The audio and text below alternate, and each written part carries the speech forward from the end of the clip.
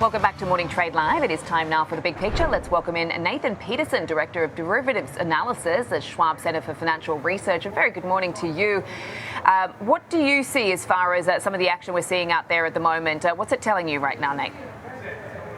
Hey, good morning, Sam. Yeah, I've got my eyes on that momentum speculative cohort. We had, I think part of it has to do with the news out of Fluor that they, out of Starboard, that they're taking a stake in Fluor. They have a stake in NuScale Power, which is one of the nuclear, don't have the nuclear power plants yet, but it's one of those stocks that's in that cohort that's performed really well.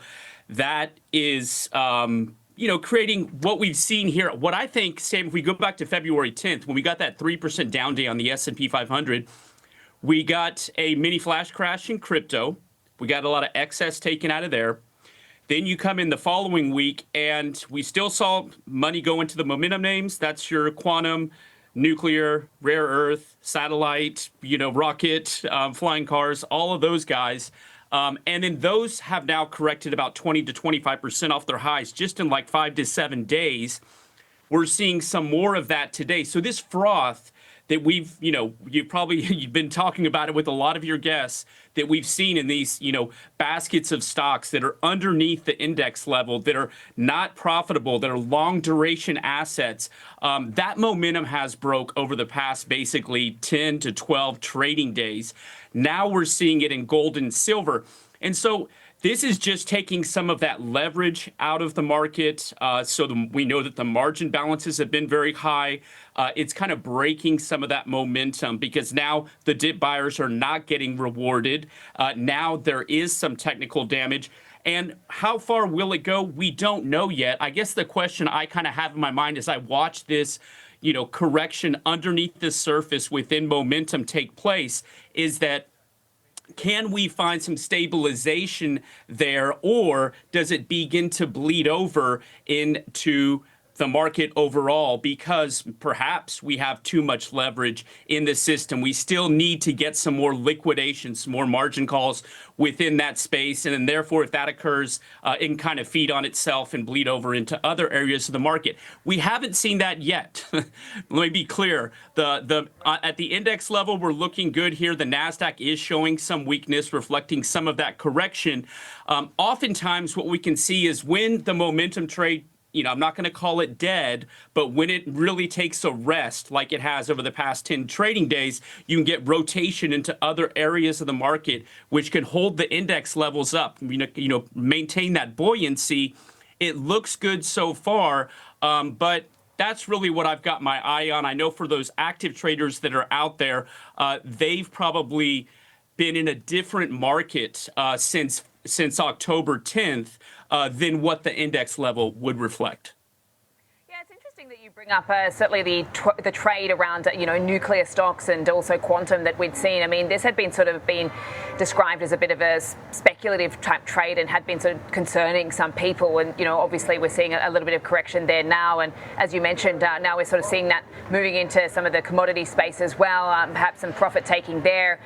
You mentioned some rotation as well. I'm just wondering, what's the sort of next big catalyst on your horizon right now? Obviously, we're going to be getting that CPI report come Friday. There are expectations that could show still a little bit of stickiness.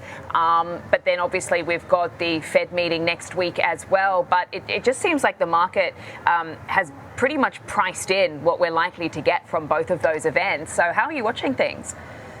Yeah, no, that's a good point. I mean, the efficient market hypothesis would say at this moment in time, the market is efficiently pricing in all the known variables that we have until we get some new information, then we'll reprice. So you're right. Sam, if you're an efficient market hypothesis, we are pricing in everything right now. What am I looking for? Of course, we've got, it doesn't look like the trade relations between U.S. and China are improving at this point.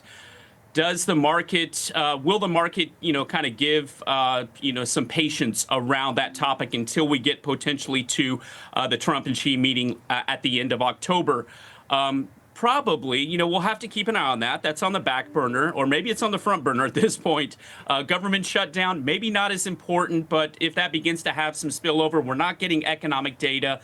That's not that great. We can look at corporate earnings, which have been good. 12.8% EPS growth thus far, only about 17% of the S&P 500 has reported.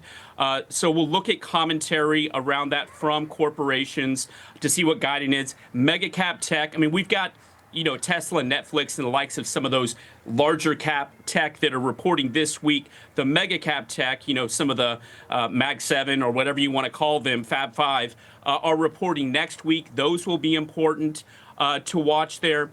Bond yields on the 10-year, that's moving lower. We're actually below last Thursday's low on the 10-year. However, last week we had credit scares, and I think the breach of the 4% level on the 10-year might have been perceived a little bit as a growth scare, that, we might get some longer-term economic weakness because maybe we have some credit issues in the market. That doesn't seem to be the case right now based on the price action. So we are below last Thursday's low. That doesn't seem to be an issue, but yeah, it's all of that put together in this soup that we've got right now in terms of potential catalysts for the market, Sam. Yeah, and it's interesting that 10-year yield below 4% seemed to be giving some breathing room to some of the small cap trade, but we're not exactly seeing that today either. So it's been some really interesting dynamics in this market. We're going to have to leave it there, Nathan. Thank you so much for your time as always. Nathan Peterson there, Director of Derivatives Analysis, Schwab Center for Financial Research.